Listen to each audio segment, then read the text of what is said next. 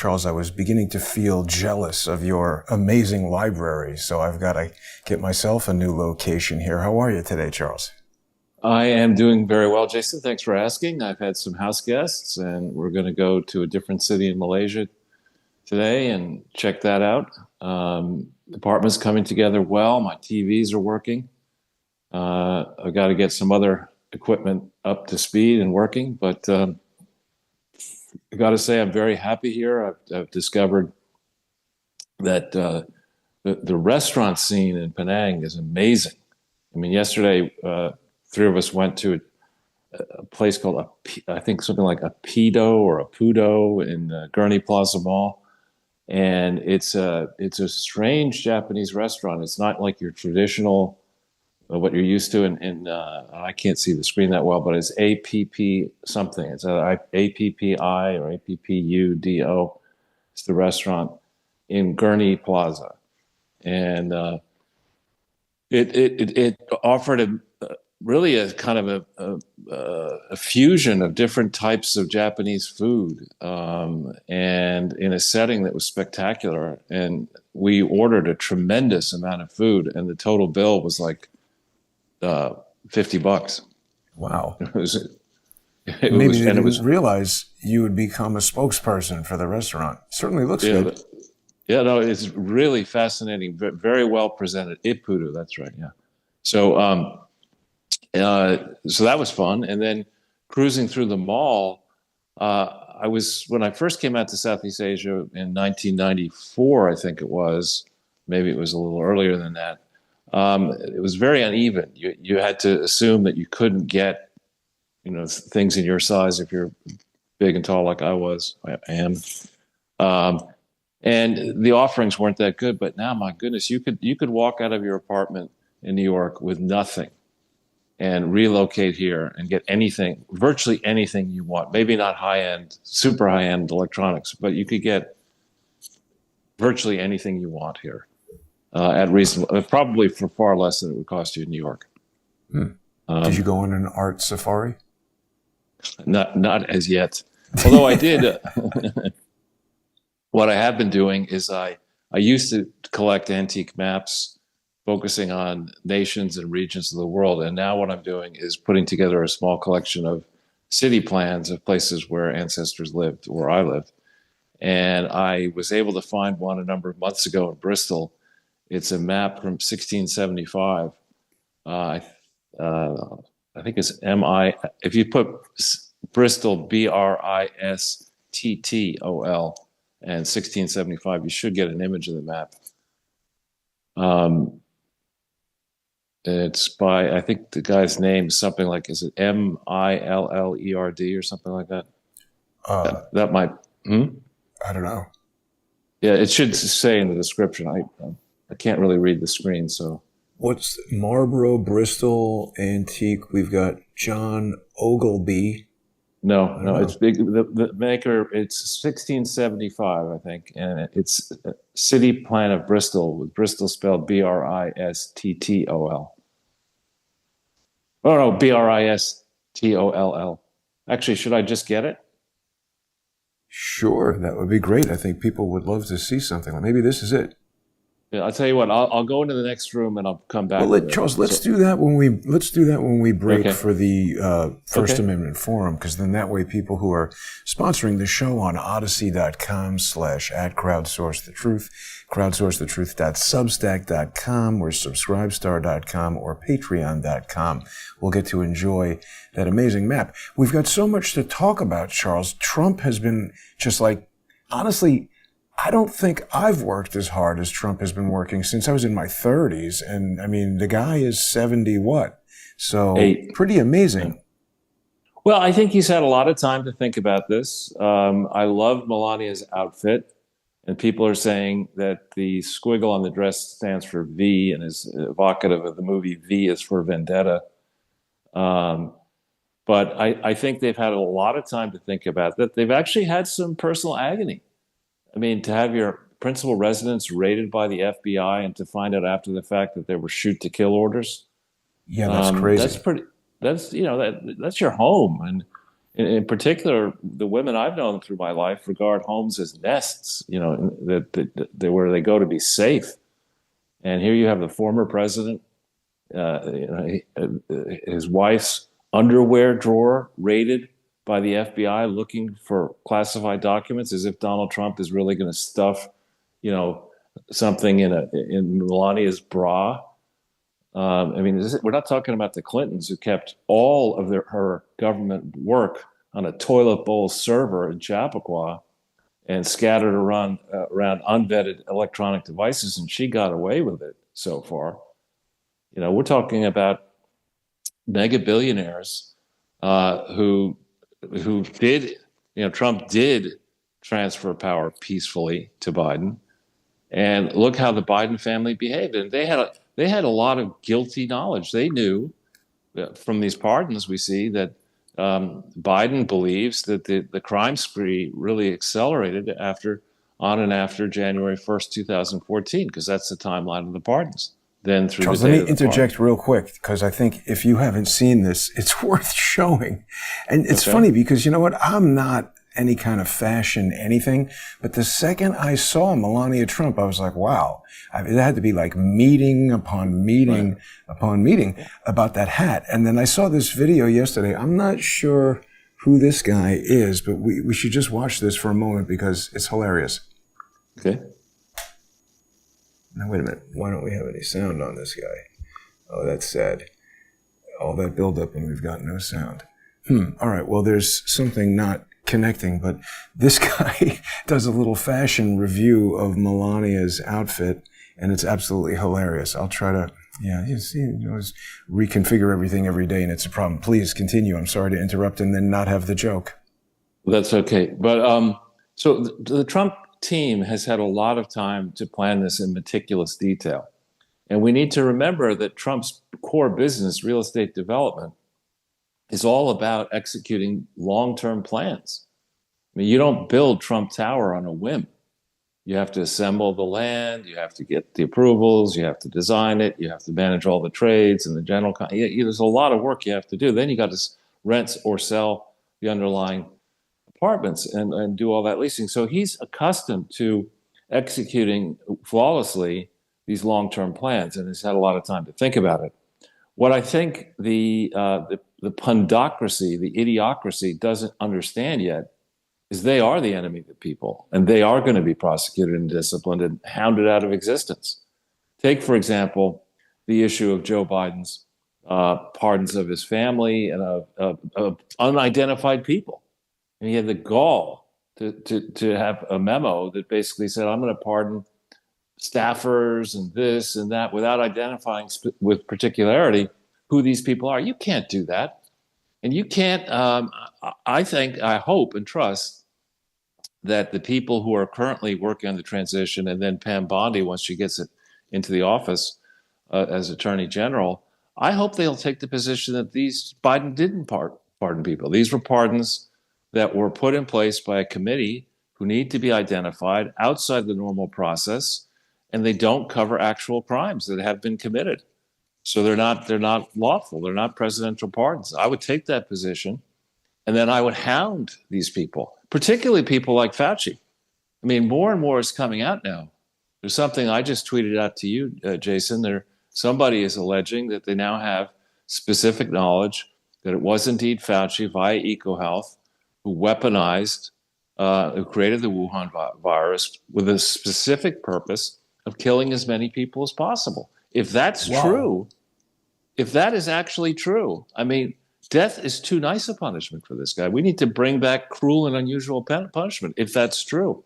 And every single person on the board of EcoHealth Alliance at the time needs to suffer severe penalties. I don't know if death is appropriate, but it needs to be severe because they fell down on the job. This idea that EcoHealth may have been used as a cutout by elements of the government under Fauci and others, and that the board would then have said, well, how are we to know? The government came to us and said, you have to do this. We're giving you the money for it, and you have to do it.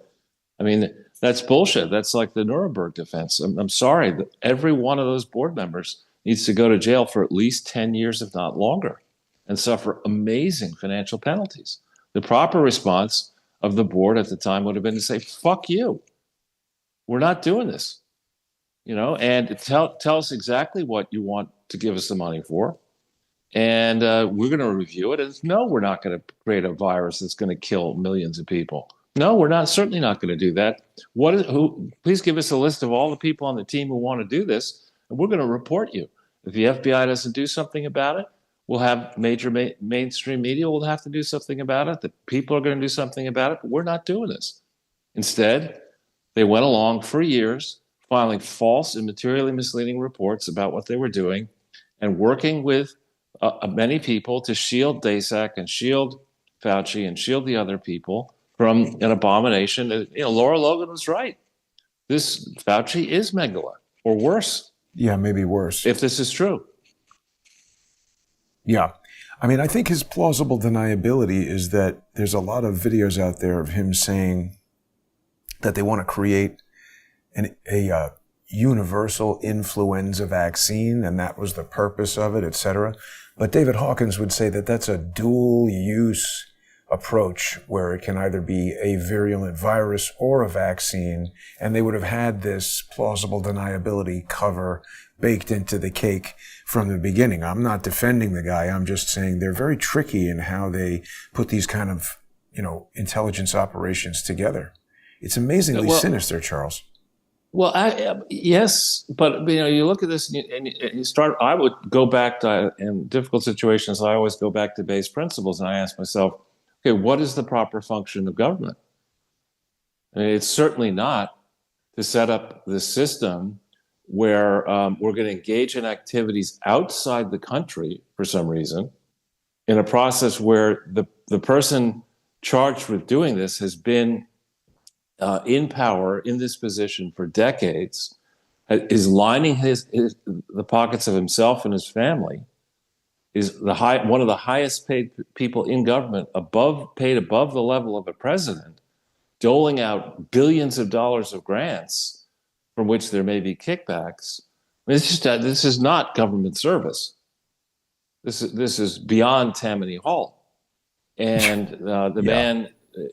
Everybody involved in this process needs to be hauled in. Their conduct needs to be understood, and if it has been criminal, harsh penalties need to be meted out to these people in a fair process, unlike the one that Merrick Garland spent 4 years carrying out against J6. I mean, obviously they need right to counsel. Obviously they need to see any exculpatory evidence. I mean, obviously normal standards of fair prosecution need to be carried out against these defendants. But I think a lot of defendants inside government and then inside the various companies who profiteered off this exercise, people who used foundations improperly, like most likely the Clintons and Gates and others, they need to go to prison. And in certain cases, I mean, if, as I suspect, the Gates Foundation is really just a money laundering and reputation enhancing exercise for Bill Gates, who meanwhile has investments in near monopolies or maybe actual monopolies, that man needs to be, we need to reduce the inequality in the United States of America by taking all of his shit away from him. Every last penny. No Social Security payments, no nothing. You're going to be turning big rocks into smaller rocks next to Bubba, and you're not going to get much sleep. Is what I think Bill Gates deserves. And the Clintons, same story. But Charles, just days ago, Bill Gates I saw him somewhere talking about he had some meeting with Trump, and he says Trump is energized about the possibility of achieving this global health milestone. And then people are up in arms that he announced this Stargate project with Larry Ellison about more mRNA stuff. We've got so much to talk about. People are asking us about the JFK files to be released today or tomorrow. It's going to be a chock-a-block full First Amendment forum in just about 10 minutes when we go over to odyssey.com/@crowdsourcethetruth, crowdsourcethetruth.substack.com, and Subscribestar and Patreon /crowdsourcethetruth. It's amazing what Trump has been doing. Right, and he just gave an interview with Hannity. I don't know if it was taped or radio or on TV or what, but he he pointed out what I noticed, and so he's noticed it. It's more important that he noticed it. He said, it's surprising that Joe Biden didn't give himself a pardon because all of this, the suspicious stuff involves him. This is what Trump says in the interview, and he's right. Yeah. It's interesting that he didn't pardon Garland, and he didn't pardon Pelosi, and he didn't pardon the Clintons or the Obamas. He didn't pardon Comey. He didn't pardon Mueller. He didn't pardon Chiarmella. I don't think he pardoned Chiarmella. I may be wrong on that. But so this is not a case. And he didn't pardon Vindman. Vindman's wife was pissed on Twitter. Let her be pissed. I hope she's pissed for the rest of her life. She's a bitch. Send her back to Ukraine as part of our contribution to the rebuilding project. But, this isn't, now we haven't in the last really 4 under Biden, 8 under Obama, 8 under Bush, 8 under Clinton. During this period, this hasn't been just about politics, which is what they try to say in Washington. Oh, it's just politics. People do this in Washington. No, this is criminal behavior. This is fake people. We don't really know the true story of many of these people who get inserted atop the levers of power that need to be pulled to benefit those who are in the back of the scene, scooping trillions out of the Treasury. We don't really ever get the straight story on key aspects of these presidents' lives. I mean, Joe Biden, I hope history will not write that many books about him, but when they do, this man is a pathetic liar and loser who is identified as somebody who would play along, allow credit card companies and financial institutions to engineer the first financial crisis at the expense of the ordinary taxpayer, the ordinary employee. He's a man who fucked up every assignment he's ever had in foreign policy and domestic, every major initiative he's been wrong on. Nonetheless, the guy has himself 2 mansions in Delaware with his brothers, with his family, a place down in St. John in the American Virgin Islands. And who knows how much additional ill-gotten wealth these grifters have assembled. And he thinks he can, sail off into the sunset without pardoning himself and spend the rest of his time, chasing little kids into the shower and eating How much ice longer cream at the beach. Do you expect he'll actually even live? I feel like a lot of this is almost he's on a suicide mission. He knows he's not going to be around that much longer, or plausibly could stage his own death, and he's kind of like, screw all these people. One quick thing back on Rachel Vindman. I hadn't actually seen this tweet, or this is a Threads tweet or whatever. What is it? Yeah, Threads. So this is the Mark Zuckerberg version of Twitter. 2 days ago, she said, "Whatever happens to my family, know this. No pardons were offered or discussed. I cannot begin to describe the level of betrayal and hurt I feel." Now, what does that mean, Charles? Did she expect some kind of quid pro quo for what her husband did that was obviously criminal in my view? Well, it goes back at least to the George W. Bush selection of 2000. At the time, I was very much following politics, and I remember that the attitude of the Democrats was to immediately embrace unregulated globalism and to say, well, all right, Bush may be the president of the United States, but that's just one of many countries. We're going to control the world via unregulated globalism. We're going to get all into the World Economic Forum. We're going to create the global fund to slosh money around. And we're much smarter than that idiot Bush.